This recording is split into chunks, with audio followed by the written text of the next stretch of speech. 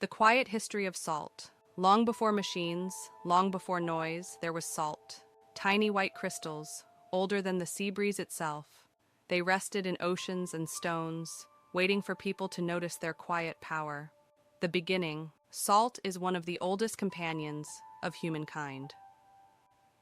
Before written history, early people followed animals to natural salt licks and learned that food stayed fresh when rubbed with those pale grains. It was not treasure made of gold, yet it became something just as precious. The taste of survival, the promise that meat would last through winter. When rivers dried and left white traces on the earth, people gathered them with bare hands. The crystals sparkled like snow in the sun, and, from that moment, salt began its slow journey through every civilization. Salt and the ancient world. In ancient China, salt was life itself. Dynasties rose and fell beside the quiet shimmer of salt fields. Evaporating seawater under the patient sun, workers shaped pools that mirrored the sky. Taxes on salt built palaces, paid armies, and fed the long scroll of China's history. Across the world, in Egypt, salt preserved not only food, but memory.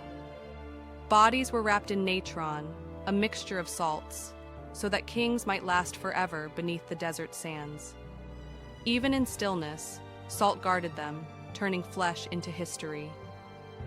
The Romans called salt sal, and from it came the word salary.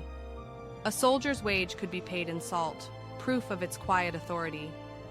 Roman roads, straight as thought, carried caravans of the white mineral across Europe. Every handful was a fragment of empire, a small grain of control. Thus der Royalty. Spread of church, der Rien, spread of trade. When the world's maps were still blank at the edges, trade followed the scent of salt. Camels crossed the Sahara, their shadows long and silent, carrying blocks of salt from the desert's heart to the markets of Timbuktu. In exchange came gold, fabrics, stories, the murmur of civilization moving across sand. By the Middle Ages, salt touched every port, every kitchen, every wound that needed healing. It flavored food, preserved fish, and sealed deals between kingdoms. Cities rose where salt could be mined. Salzburg in Austria, Salina in Sicily, each named after their quiet white wealth. Salt and power. In time, rulers learned that whoever controlled salt controlled people. A pinch of crystals could feed a family, but a wall of taxes could starve one. In France, the gabelle, the salt tax, grew so heavy that it helped spark a revolution.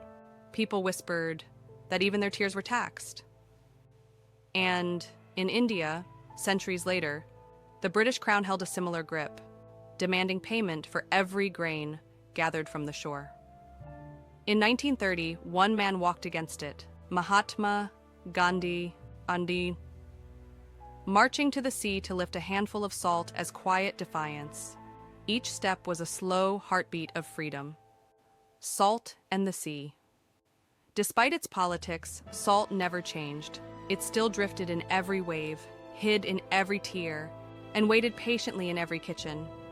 It kept sailors alive on long voyages, kept cheese and bread from spoiling, and seasoned soups that warmed forgotten villages. Its story never shouted, it simply endured, a mineral that taught humanity the art of patience. Salt in the modern age.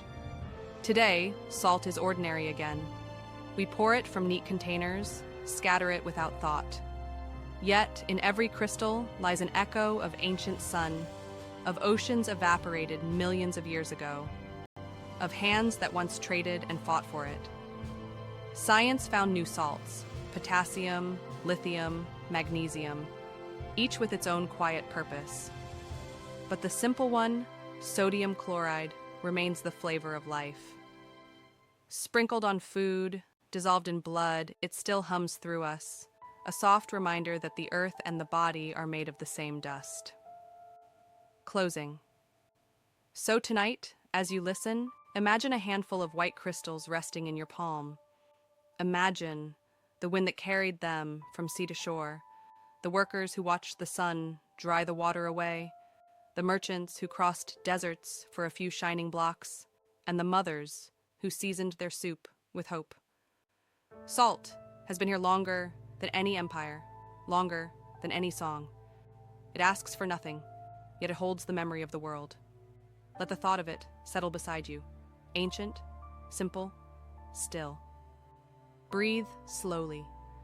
Let the story fade into quiet, and let the quiet carry you to sleep.